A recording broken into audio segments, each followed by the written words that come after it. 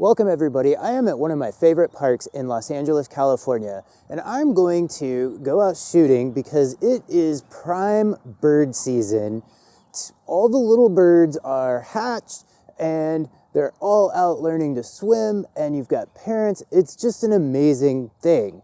And I am going to experience that with the Canon 500mm F4 lens. And we're going to talk about whether this lens is still a valid lens or not. So stick with me. All right, so let's talk about this monster of a lens. This thing weighs 8.5 pounds. When Canon first introduced it in 1999, it was a revel at F4 500mm. This thing is a beast of a lens. So, you know, this lens is no longer supported by Canon. Therefore, if anything happens to this lens or it breaks in any way, you're kind of at the mercy of somebody other than Canon being able to fix it and also be able to find parts. So that makes this kind of a risky purchase. But based on that, what about the image quality? Because that's what we all care about. This lens has a history of being known to be a super sharp lens and produce amazing images. But how does this lens hold up on a modern mirrorless Sony camera and an adapter that is adapting all the electronics? As you can see here with the sign test that I normally do, this lens is pretty sharp, especially when you crop in and you really look at the detail here, especially in this bolt on the sign. The reds are great tones. You can see the rust, and this bolt is really sharp. This was shot handheld with a 500mm lens. This is a great example of just how sharp this lens is. The goal today is to be able to take some pictures of the birds with the Canon on the Sony and see what kind of images we get.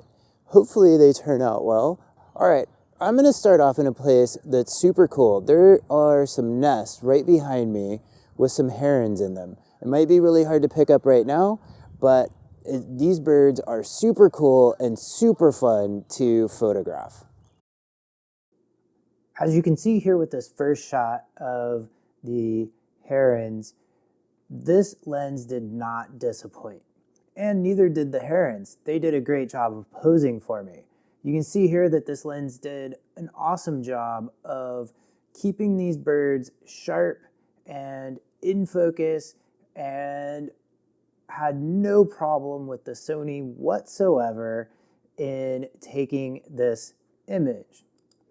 This next image you can see is the same three birds, and they were really just kind of showing off at this point. But notice the detail in all the feathers. This type of detail is just something I don't see in any of the typical budget telephoto type lenses. This is an area where this lens really does shine over the competition in the same price range. Now here are a few more shots that I took from this adventure, and notice the quality of the images, the quality of the sharpness. Now here are two completely unedited, uncropped images, and I want to point these out here because this is the same bird, and it's only about 30 feet that the bird has moved. But you can see how very, very different the images are.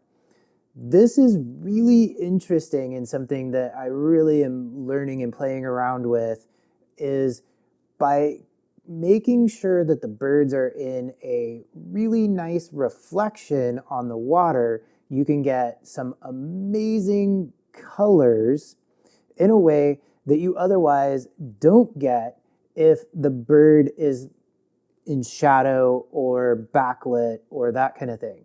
So just a reminder, and I thought these two images really showed this very, very well.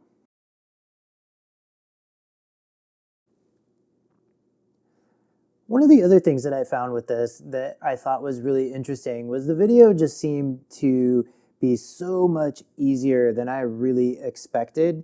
And as you can see here with these birds, I'm gonna let this just play for a little bit so you can just see how easy it really was to use the video capabilities of the Sony A7 IV with the 500mm lens.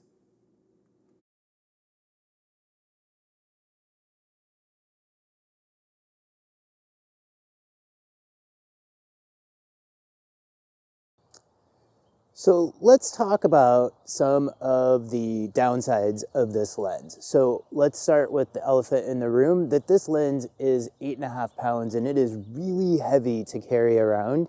So you really need to want to have F4 in a big lens to really be willing to even carry this lens around with you.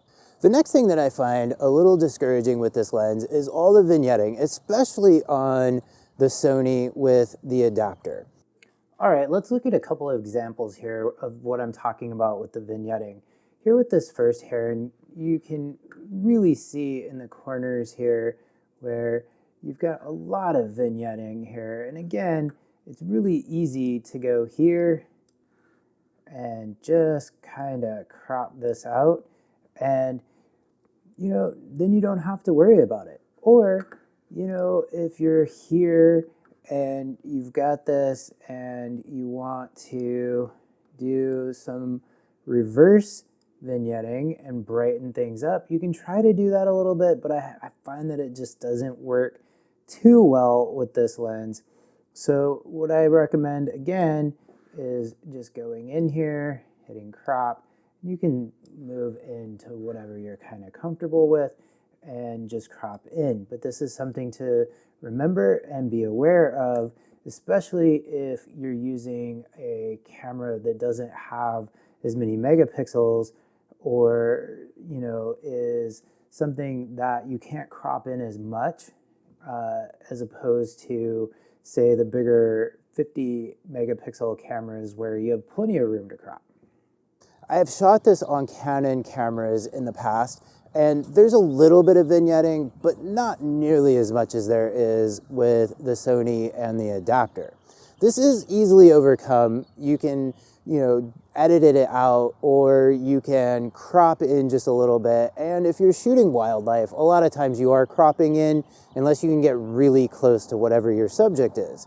So it's not a deal breaker, but it is something to think about. You will have to crop more than likely to fully get rid of the vignette that this lens creates if you use it on a modern camera. So would I buy this lens again? Well, the short answer is yes. I would buy this lens over and over and over again. I love the F4. I love the 500mm reach, especially for wildlife. This lens is pricey and Canon doesn't support it anymore, so it is kind of risky, but at the end of the day, it is really hard to find a lens that can create the images that this lens produces. I have tried to do this in the past with budget zooms and long telephoto lenses that are way cheaper, and I have always been disappointed. I would say if you're in the market, be patient, wait for one that is the right price, and make sure that you're getting one that is in good shape and autofocuses very smoothly and well. Make sure that you're not buying someone else's problems. Other than that, this is a strong buy for me. So I almost got away with doing all of the filming on location, but I missed one spot. So here I am in the studio, and that is, I want to talk a little bit more about the cost of this lens versus some of the alternatives and what some of those trade-offs are. So Sony doesn't offer a 500mm currently in the E-mount, but they have a 600 and a 400. Both of them are over $11,000. which seems like a ton of money for a lens.